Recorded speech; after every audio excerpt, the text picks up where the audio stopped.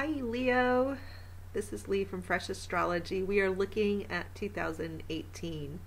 So I have longer versions of this on my website at www.freshastrology.com. So you can download those. They're $3.99, so they're pretty affordable, but it's just a way I can kind of go deeper.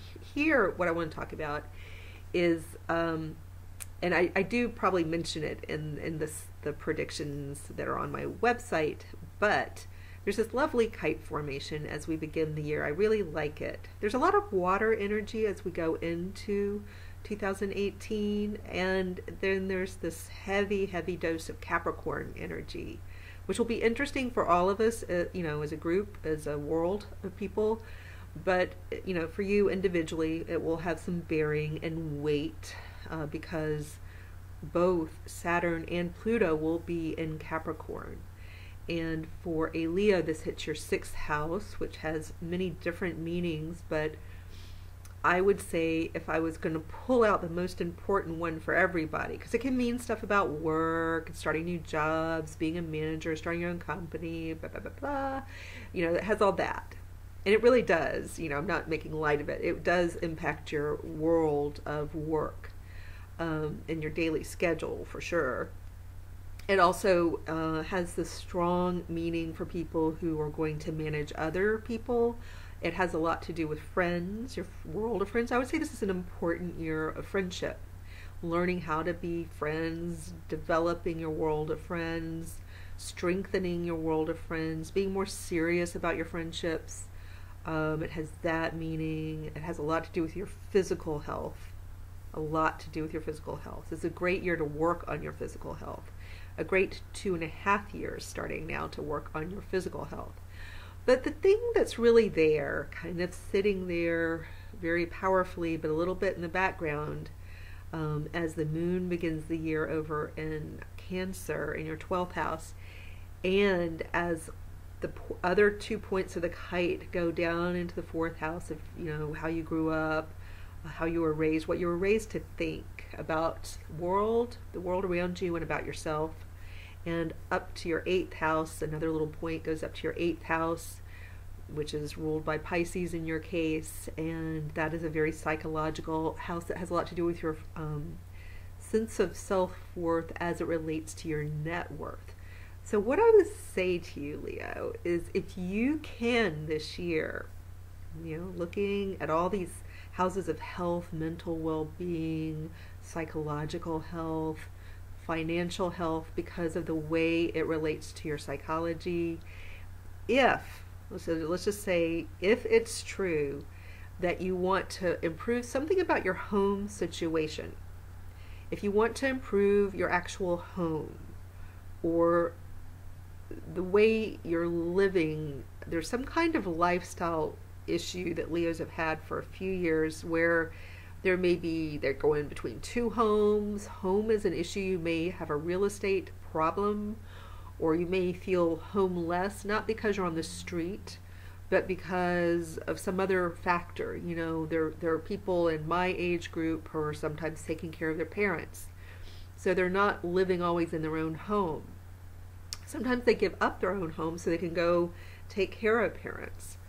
Some people have two homes, not because they're like fabulously wealthy, but because it's a very practical thing they have to do. And that can become a burden. It may sound to someone who wishes they could own just one home, it may sound like, who could be bothered with the problems of somebody who has two homes? But that could be a huge burden to somebody.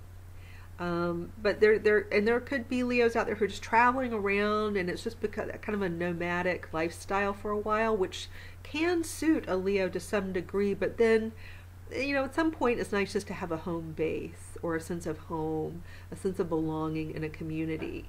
So if you want to improve that, and let's just say for many of you, there's a desire to improve your financial picture, your finances may want to feel better.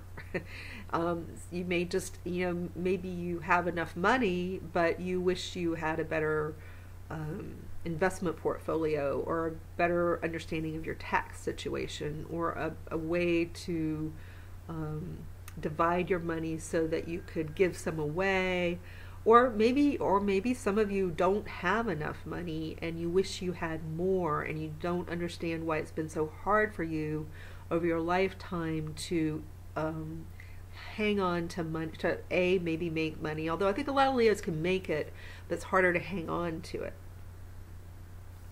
because of this Pisces in your 8th house. It's money can magically appear, a lot of money can flow in, but then it can magically disappear, and sometimes without your full understanding of why.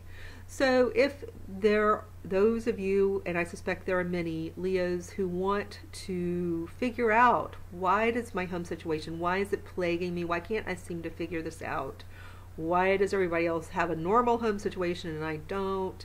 If these are some of the questions you ask yourself, and if you ask yourself, why is my money situation always so perplexing to me? Why is money always slipping through my fingers? If you're asking yourself that, or why can't I get a handle? Why can't I feel, if you just want improvement in finances and real estate, or a sense of home and a sense of safety and financial freedom, if that's plaguing you, the way you're going to improve upon it is improving upon your mental and emotional landscape.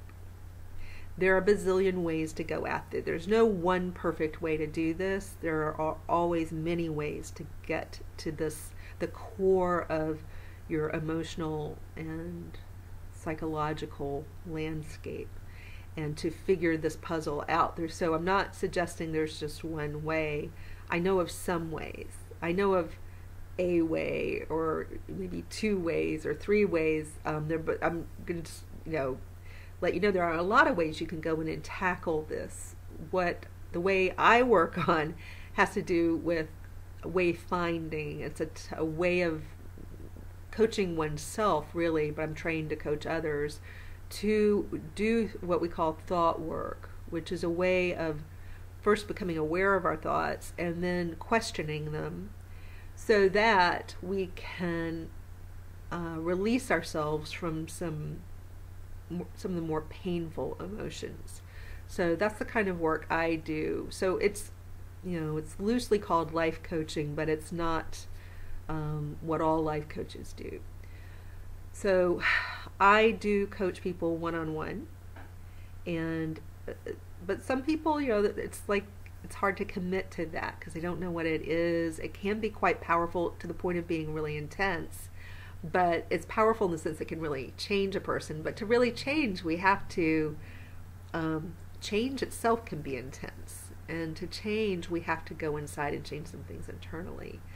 So if you just want to dip your toe in, I have developed a course where we're going to do kind of a hybrid of astrology, looking at the more heavy-hitting planets of 2018 and beyond, because these slower-moving planets will be where they are for a while.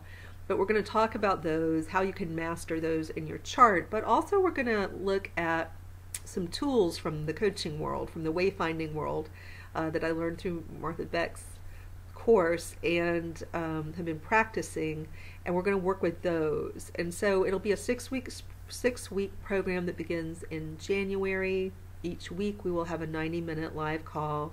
We will, a portion of that call will be devoted to the astrology. I'll do kind of a lesson and people can ask questions. And then another portion of the call will be live coaching in a group experience, which can be really powerful. It's the way I've done a lot of my learning of coaching, is in a group setting like this. And so even when someone else is being coached, it's somehow really powerful for everyone listening, even though, for example, me, like if I'm not actively being coached, but I'm on a call with others and someone else is being coached, it's amazing how powerful just listening to somebody in a live coaching session can be, and how transformative it can be, even though it's not me talking or my issue exactly. So I do encourage the people who come to this course to speak up and volunteer to be coached. I'm not going to force you to be coached. I may call on you to, answer some questions and some fun exercises and to just introduce yourself, but I will not force you to be coached. You can volunteer, but so if you do, it's very powerful. If you volunteer, if you don't, it's still very powerful. You can hang back and just be a part of the group. But we will be working on this exact thing. How do we master our thoughts so that we can experience a better emotional world? So that then what seems to happen, and I can't quite explain it, but when we improve our sense of self-esteem, self-worth, our overall wellness, sense of wellness, when we improve that, a lot about our material world improves. And I don't know how that happens, but it just seems to happen. So that's what we'll be working on. You're very suited for working on yourself. Again, there's not just one way, not just my way. You can go find other ways to do this, or you can join us in January. Take care.